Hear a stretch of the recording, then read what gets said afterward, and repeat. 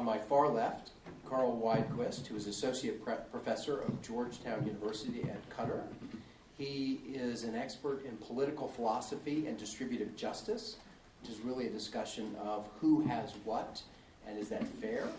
He holds not one but 2 doctorates. Around here we're usually impressed with people with 1 PhD, but he's got 2. One in political theory from Oxford and the second in economics from City University of New York.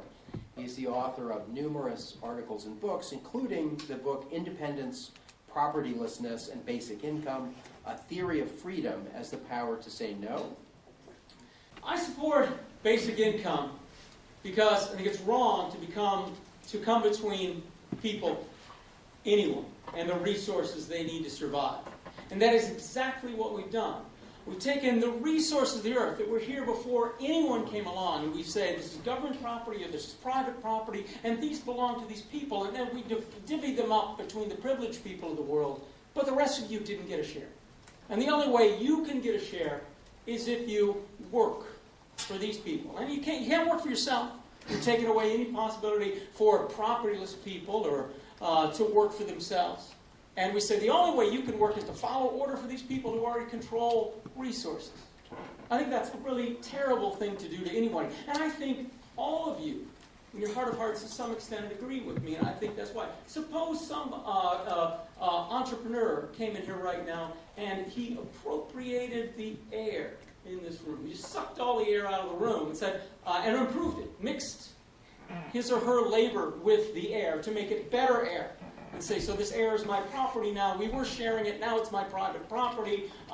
If you all get jobs, you can buy air from me, and you better hurry because you have 7 minutes. I think all of us would be pretty upset. We say, well, if you want me to work for you, maybe I will. Show me what the job is, but give me my air back first. You can't hold me under this duress that you're holding under by depriving me of air.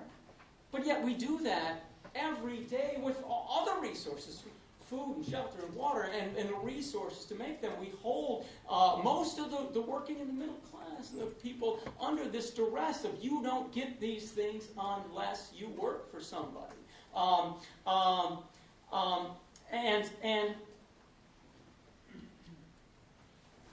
So I think that the people who own stuff, the people who own stuff really need to pay back for what we own.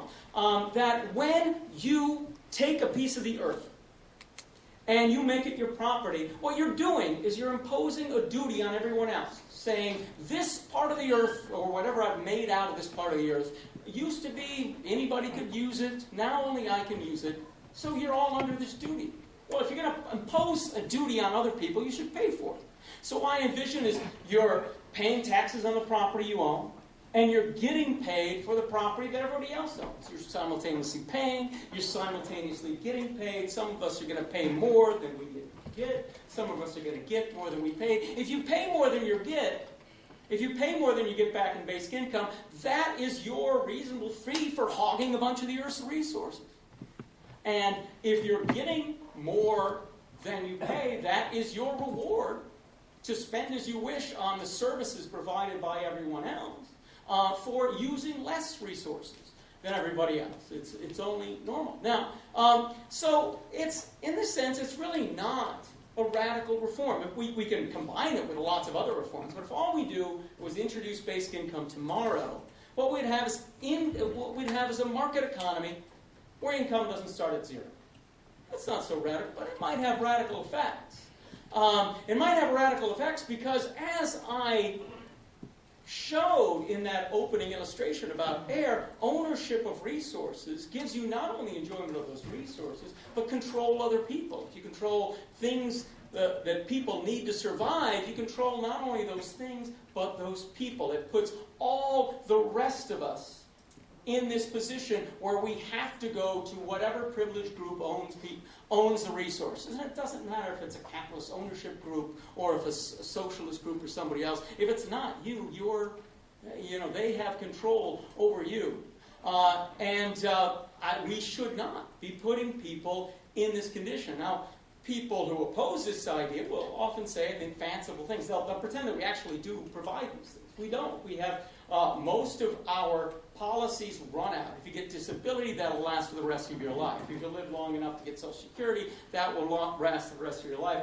Food stamps don't, and TANF doesn't, and most of the things that we do to help poor people run out, and most of them come with conditions. Now, a lot of conditions are popular. People say they want to fight poverty, but with conditions. But often these conditions are very self-serving on the part of the privileged. First of all, it's the privileged who are deciding the condition. So we've already taken all the resources, and now we're the ones who get to decide what those who didn't get any resources, what they have to do to get the resources they need to survive. Well, that's kind of self-serving. And kind of cruel, isn't it? That you don't get these resources until you do what I say. And I'll show you how self-serving it is. What's the number one thing we always ask of the less privileged to prove they're among the truly needy, rather than those bad needy people who aren't really truly needy, is that you must be willing to work. Well, that sounds good, but you know what they mean by work. They mean take a job. Go in and be a servant to your employer, in the sense of you might not be in the service industry, you might not be a butler, but you're a servant in the sense that you have to go in and take orders every day from someone with more privileges than you. And we think that's natural, that is synonymous with work. Well, that's not what work was through most of human history. People could work for themselves. You cannot work for yourselves anymore since we enclosed the commons, since we killed the buffalo, since we had the colonial movement that created the private property rights system around the world. We made it impossible for the mass of people around the world to work for themselves. Work means those of us with less following orders of those of us who have more. Now, I don't think there's anything wrong with a job. I just think if you want somebody to work for you, you should get them to agree. You shouldn't be able to starve them into submission.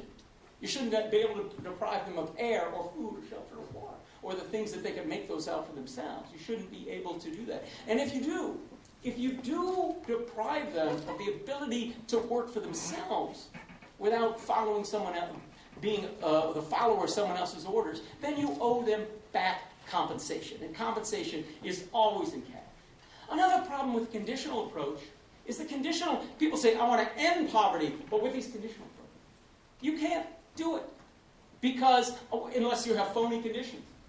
Because conditions, people will always test your conditions. If you have a policy that approaches poverty with conditions. If you do this, we'll get you out of poverty. Then you have to have the threat of poverty or some other threat like jail or something for the people who don't meet your conditions. So the conditional programs inherently use poverty as a threat. That's cruel. Shouldn't we be ashamed of ourselves? That's been our approach to poverty for over 100 years. It's threatening. Now some folks will say things like, well, if we don't force people to work with this threat of homelessness and economic destitution, it won't work. They'll be lazy. These lazy workers won't work. Notice why is it always lazy workers? Never cheap employers. Maybe if somebody offers a job and you don't want it, maybe the wages are too low, the working conditions are too poor. Nobody ever talks about this being a conflict and that wages and working conditions might be too poor, that people shouldn't.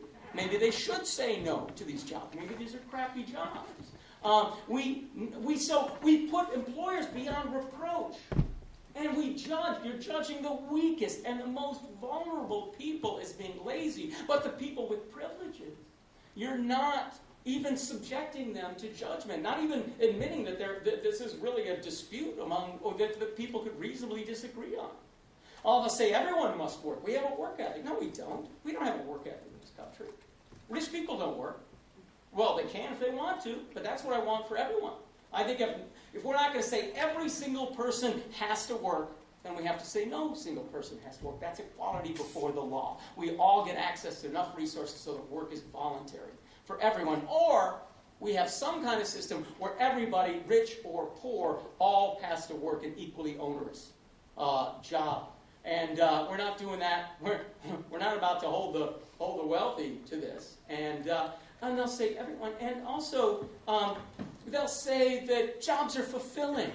Well, maybe they are. Sometimes they are. But also things you can do by yourself. Things you can do with resources of your own to combine with other people like you are fulfilling. It's really a condescending way to say that a job where you go in and follow orders is the only way to get familiar. That's automatically fulfilling. I don't know. I've washed a lot of dishes in my time, and I didn't find it terribly fulfilling. Maybe somebody does. That's up to the individual. But up for us, the privilege, to say the less privileged are only going to get fulfillment by following orders, but not by getting money that they can buy resources and start their own projects with. That'll never fulfill them. Only following our orders will fulfill them. That's kind of condescending and self-serving. But ultimately, it's self-defeating, at least for most of us, except for the very wealthy, because in the last 41 years, national per capita income has doubled, but yet most of us haven't shared in that. We could be working half as much and consuming the same, or we could be working the same